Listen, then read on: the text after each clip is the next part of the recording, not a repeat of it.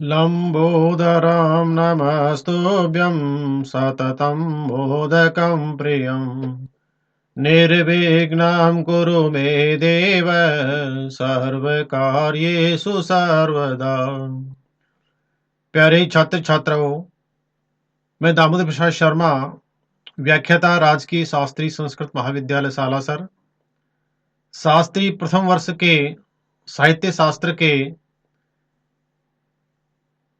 साहित्य दर्पण के द्वितीय परिच्छेद में प्रयुक्त शब्द शक्ति विवेचन, अभिधा, लक्षणा, व्यंजना, तीनों जो शब्द शक्तियां हैं उनका विवेचन किया गया है। तो सर्वप्रथम हम पहले अभिधा के स्वरूप का विवेचन करेंगे। अर्थोवाचस्य लक्ष्यस्य व्यंग्यश्चेति त्रिधा मतः, यानी कि अर्थ,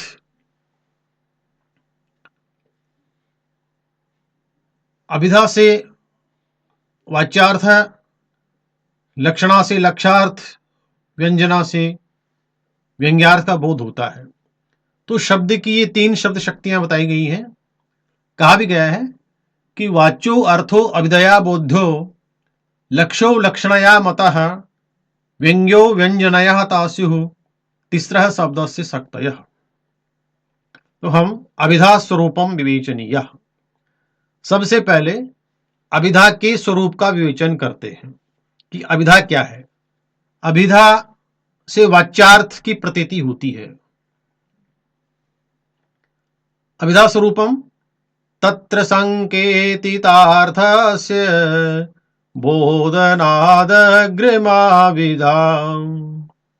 अर्थात अभिधादिषु मध्ये संकेतित अर्थस्य बोधनात् अग्रिमा शक्ति ही अस्ति ही सा एव अभिधा उच्यते। अभिधा, लक्षणा, व्यंजना आदि शक्तियों के मध्य में संकेतित अर्थ का जो बोध कराती है, जो अग्रिमा आदि शक्ति है, आद्या शक्ति है, सा एव अभिधा, वही अभिधा उच्यते, उसको अभिधा कहते हैं।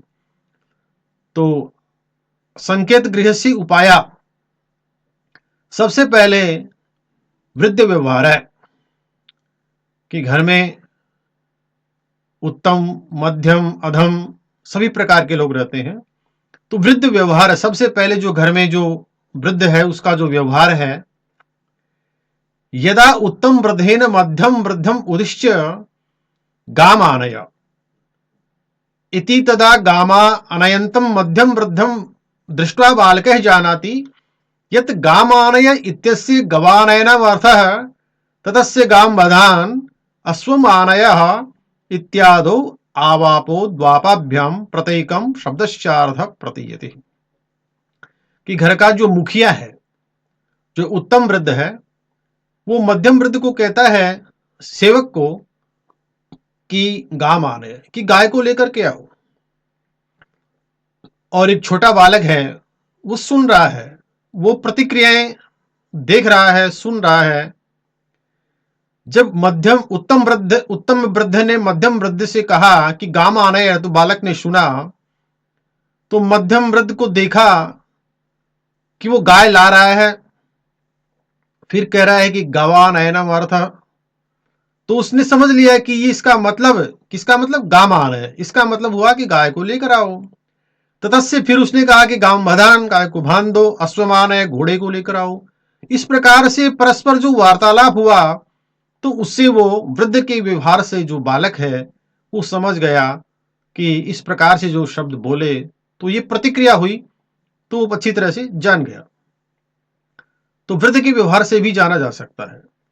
दूसरा है प्रसिद्ध पद समभिव्यवहार है। प्रसिद्ध पद से सानिध्यादपि संकेत गृह भवति, प्रसिद्ध पद के सानिध्य समीपता से भी संकेत ग्रह होता है। यथा जैसे इह प्रभिन्न कमलोदरे मधुनी मधुकर पिबती, इस खिले हुए कमल के उदर में जो मधुकर है वो मधु का पान कर रहा है, मधु को पीता है, शहद को पीता है। तो इसमें क्या है अत्र उदाहरणे कमल पदस्य सानिध्यात् मधुकर इति पदस्य भ्रमर रूपार्थस्य प्रसिद्धार्थस्य ग्रहणं भवति कि कमल पद के जो सानिध्य है, सानिध्य में मधुकर जो भ्रमर है, भ्रमर रूप प्रसिद्ध अर्थ का ग्रहण होता है। तो सभी लोग जानते हैं कि जो भ्रमर है वो जब कमल के पुष्प पर बैठेगा तो क्या करेगा? पान ग्रहण करेगा, मधुपान करेगा। इसलिए प्रसिद्ध पद समभि व्यवहार है। प्रसिद्ध पद के सानिध्या से, समीपता से भी संकेत ग्रह होता है। इसके बाद में आता है तीसरा कि आप्तोपदेश। आप्त यानी प्रसिद्ध पुरुष का उपदेश। आप्त पुरुषस्य उपदेशादपि संकेत गृहम भवति। प्रसिद्ध पुरुष के उपदेश से भी संकेत ग्रह होता है। जैसे यथा अयम अश्व शब्दवाच्य। अत्र यहां पर अश्व शब्द से अर्थ है आप्तोपदेशात ज्ञायते। यहां अश्व पद का जो अर्थ है वो प्रसिद्ध पुरुष के उपदेश से जाना जाता है। यानी प्रसिद्ध जो पुरुष होता है, आप्त पुरुष होता है, उससे संकेत ग्रह जाना जा सकता है। अब आते हैं कि संकेत ग्रह से क्षेत्राणी, कि संकेत ग्रह के क्षेत्र क्या है, क्या कितना उसका एरिया है, कितना उसका क्षेत्रफल है। संकेतो गृहते जातो गुण द्रव्ये क्रियासु च। अर्थात संकेतो गृहते जातो, संकेत किससे होता है? जाति, गुण, द्रव्य, क्रियासुच और क्रिया के द्वारा संकेत गृह से क्षेत्राणि भवन्ति। जाति, गुण, द्रव्य और क्रिया के द्वारा संकेत ग्रह होते हैं, जाने जाते हैं। जैसे जाति, जाति का मतलब जातिर गोपिंडादिशु गोत्वादिका। गोपिंड है तो जाति, गोपिंड आदि के बारे में जानना, गोत्वाद जाति होगी।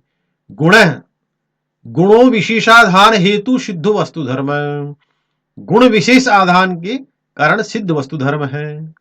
द्रव्य, द्रव्य शब्द एक ही व्यक्तिवाचिनो हरिहर डित्थडवित्थादय। द्रव्य शब्द एक ही व्यक्तिवाचक, संज्ञावाचक जो शब्द है हरि, हर, डित्थ, डवित्थ आदि नाम होते हैं। क्रिया, क्रिया होती है साध्य रूपा वस्तु धर्मा पाकादय, के क्रिया साध्य रूपा वस्तु धर्मा। यानी क्रिया, क्रिया होती है कि आप जो है पाक, खाना बनाना, तो क्रिया जहां से प्रारंभ होती है कि पाचन, खाना बनाने में कौन कौन से वस्तुओं का जो है हमें अग्नि जलाना, लकड़ी रखना, पानी लाना, है ना, और रोटी बेलना, आटा लगाना, ये सब चीजें उसमें आ जाती हैं कि वस्तु धर्म पाकादय। पाक शब्द कहने से ही समस्त क्रियाएं उसमें आ जाती हैं। तो एषु व्यक्ति उपाधिषु संकेत गृह्यते व्यक्तो आनंत्य विचार दोषपादात् इत्थं प्रकारेण विश्वनाथ अभिधाया युक्ति युक्तम विवेचनम कृतम। इस प्रकार से विश्वनाथ, आचार्य विश्वनाथ जी ने जो है इस साहित्य दर्पण के द्वितीय परिच्छेद में अभिधा, लक्षणा, व्यंजना, तीनों शब्द शक्तियों का विस्तृत विवेचन किया है कि अभिधा किसको कहते हैं, लक्षणा किसको कहते हैं और व्यंजना क्या होती है। तो इस प्रकार से हमने आज जो है वाक्य, महावाक्य और जो है इसके बाद में हमने अभिधा का विवेचन किया कि अभिधा किस प्रकार से जानी जाती है, कैसे पहचानी जाती है। जयतु संस्कृतम जयतु भारतम। अगले वीडियो में अब हम लक्षणा का विवेचन करेंगे कि लक्षणा क्या होती है, कैसे होती है, कैसे जानी जाती है। इस प्रकार से विस्तृत विवेचन लक्षणा का कल करेंगे। जयतु संस्कृतम अगले वीडियो में। जयतु संस्कृतम जयतु भारतम।